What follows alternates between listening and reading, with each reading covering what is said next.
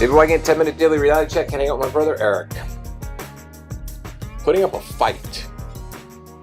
You know, if you look at if you look at great sports coaches, right? If you look at unbelievable NFL players, if you look at anybody who's successful in anything, they got motivated. They got out of their story and they got motivated to do something else, right? So take a look at Alex Smith. Everybody knows Alex Smith, Kansas City Chief quarterback. There was 1 year that he did not throw a touchdown pass to a wide receiver. That's like almost impossible. To me, that's not his legacy. To me, his legacy is that he's somehow managed to start as an NFL quarterback for, I guess, the first 7 or 8 years of his career and couldn't throw a 15-yard completion. That to me was just bizarre. And what he's done this year is surprisingly, like I had no idea he had this in him. And he's going downfield. He's hitting his speedy receivers in stride. I mean, it's great. It's great to watch. Yeah, but this all comes from coaching and motivation. That's what life is all about. Somebody has to coach you and motivate you. How many people are out there that are stuck in their lives, And instead of talking it out, instead of letting it all go, they're stuck in their heads. They're in their heads. They're swirling with their thoughts. They're in flight or fight all the time. And they're never fucking getting anything out. They're not going to therapy. They're not going to coaching. They don't have anybody motivating them. So everything always stays the exact same. Alex Smith got motivated because Andy Reid's a smart coach. Andy Reid had to do something different. He was stuck with them. He had no better option. So he drafted somebody to push his fucking ass down the field. He also believed in him. He's given him 3 years now, I think. I think it's been 3 years with Reid there, and he hasn't made a quarterback change. It's like he's on to something. I'm telling you, like what he saw in Dalton probably early. I'm not Dalton. Dalton. Same quarterback. Same frustrating quarterback. Alex Smith. What he might have seen in him a few years ago, he might have seen what he was capable of doing, and he's doing it this year. Guy's great, having a great season. Yeah, but it's amazing if you look at every look at successful coaches, right? They all had failures, because that's in life. In order for you to be successful, you got to fucking fail. There's no ifs, ands, and buts about it. You have to fail. You have to allow yourself to fail. You have to be okay with failing. And you got to move forward. And you got to understand it. But look at Belichick. Look at Belichick, right? Belichick was under Parcells, right? Decided to go off on his own to Cleveland. Failed miserably in Cleveland. Got back under Parcells. And when Parcells quit the Jets, Belichick didn't want to be there anymore because he didn't want to be anywhere near Parcells. He had to be alone. He had to be away from him. And he went on to be the best coach in football because he had no other option. Pete Carroll also we've talked about. Pete Carroll did the same thing. He's the best coach in football because he is probably 30%, 40% more prepared than you are. So automatically you're going into a game with a coach that understands and is ready and has a better game plan than you do by 50%. It's impossible. It's very difficult. That's the intimidation right there, I think. I think mentally that's what beats down some of these teams even before they play the Patriots, because you watch games and you can't understand why this team looks so flat today. Well, they're flat because Belichick has figured out what they're fucking doing from the get-go. He gets in their head right off the bat. He gets in their head. He gets in the game plan. You don't recover from a Belichick evil stare on the sidelines. Dan Quinn still hasn't recovered. Dan Quinn and the Falcons are having a fucking terrible year. Everybody blames the new offensive coordinator. They haven't recovered. They still blow leads nonstop. The Patriots did not come back and win that game. The Falcons just lost that game. Because if they were smart, there's no way in hell there was enough time for the Patriots to score all those points that they did in the second half. I know, but they weren't smart. They weren't smart. No, they weren't smart. They're stupid. But that's where it all comes down to. It's all preparation. Anybody who's successful has preparation. They have a goal in mind. And how you react in the heat of the moment. Well, it's how you act in the heat of the moment, but it's also how you figure out what you've done wrong and you fix it. If you look at the Patriots and you look at them this season, they fix things. They fix their defense. All of a sudden, you're not scoring fucking 30 points on them anymore. Now you're scoring 12 points on them. It's interesting to see where they can go with the lack of talent and injuries, I think, on defense. It's masterful. And as much as you want to put them out and put them away and say this is the year that they're not going to be competing for the Super Bowl, it just doesn't happen. That's how unbelievably painful this is, being a Jets fan. Oh, it's painful because we have the best, greatest coach, the smartest quarterback, and the best coordinators on the Patriots year in and year out, and the Jets always hire a poor coach, and that it comes down to the same thing. In life, you make choices. As an owner of a business, you make choices of the people that you're going to hire underneath you. As a motivator, as a coach, you are the one responsible for motivating the players. We listened to an old Rex Ryan speech today, and it was great. Those 2 years with Rex Ryan when they went to the AFC Championship game were unbelievable. Well, the I thing mean, with Rex Sanchez was is mediocre. he was kind of a buffoon at times, but he certainly had a lot of passion, and you could never take that away from him. And he believed in himself, and he was strong, and he was very articulate and very funny in his words and his choice of words. So it all just stank real quick after winning the championship game 2 years in a row. To have it stink so quickly after that, it doesn't make any sense. It's the Jets. It's their franchise, but it's also the mindset. Starts from the top. Starts from the top. It's the mindset. And it's the way that we're, getting at people too. If you look at your year, I mean, now we're in November. Take a look at your year. Right, already, guys. But wait, take a look at your year. Take a look at your year. Did you accomplish the things you wanted to accomplish? Were you able to be motivated long enough to accomplish them?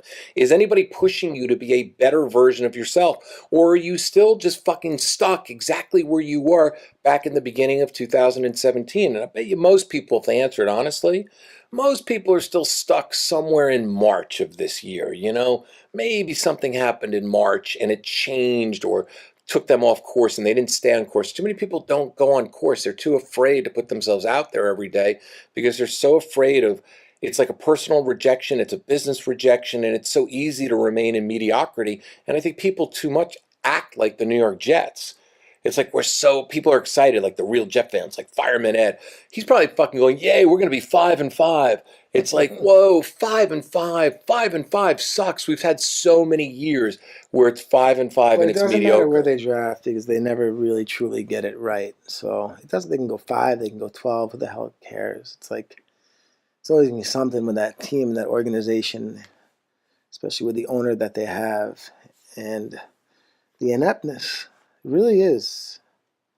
I know they're not the worst. I know there's other organizations in the NFL that are worse, but they're just very predictable in what they think is good and smart. Yeah, but people need to look at themselves as an organization.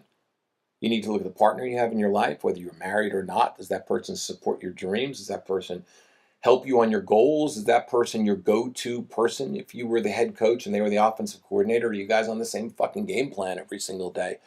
And if you're not on the same game plan, are you able to make adjustments in life?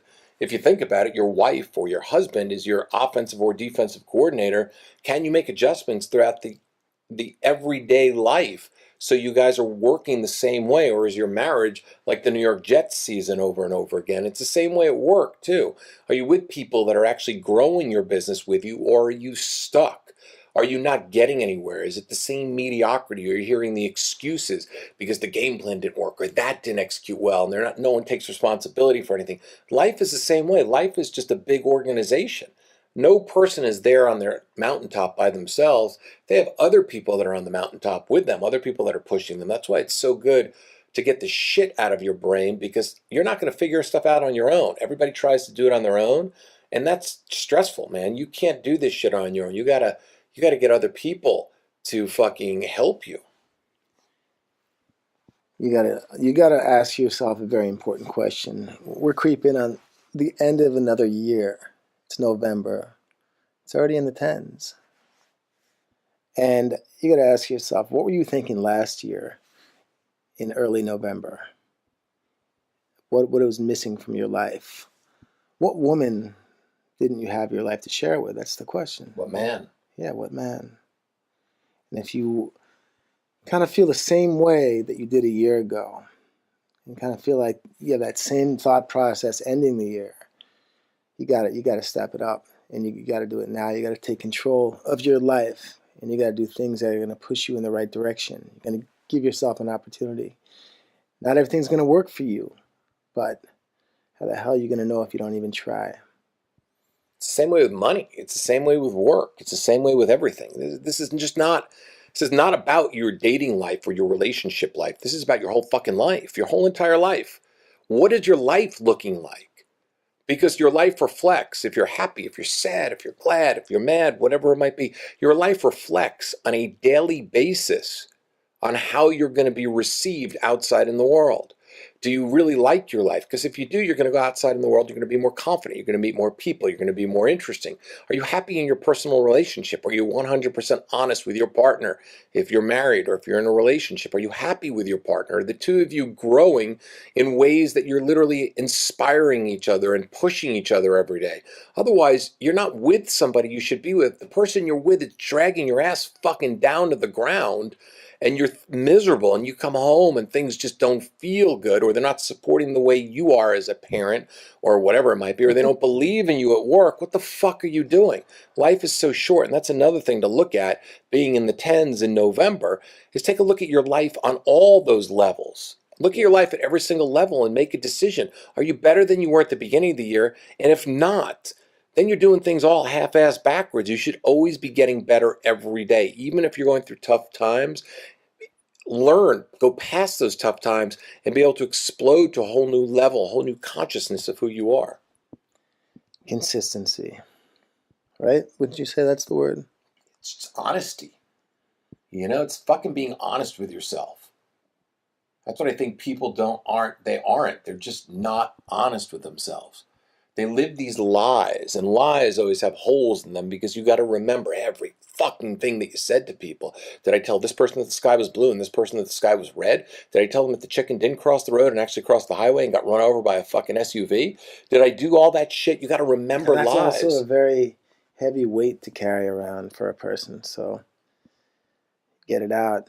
Speak the truth to somebody and let them hear you. Let them react a little bit. But just get it out, make it real. It'll make it real and easier to deal with, easier to understand when you have it outside, not inside, choking you. Yeah, because lies will make you choke. And lies will bring cancer, and lies will bring disease. Because if you look at people who are lying, and I've known people that lie, they look always stressed out. Their eyes look a little sadder, a little heavier.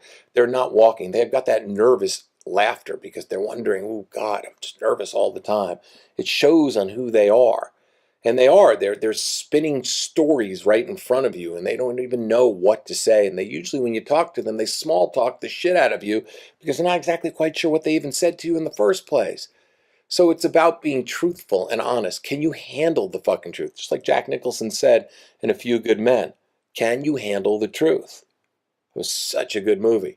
But it's the truth. Most fucking people can't handle it. You can't handle the truth. You can't handle the truth. Well, can't you handle the truth? You can't handle the truth. Whatever, I make up my own version. You know, it's my memory.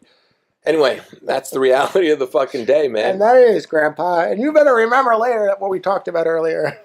You know what? Then you can't handle the fucking truth. All right. 10-minute daily reality check. Pass the truth around today. See ya. Good day.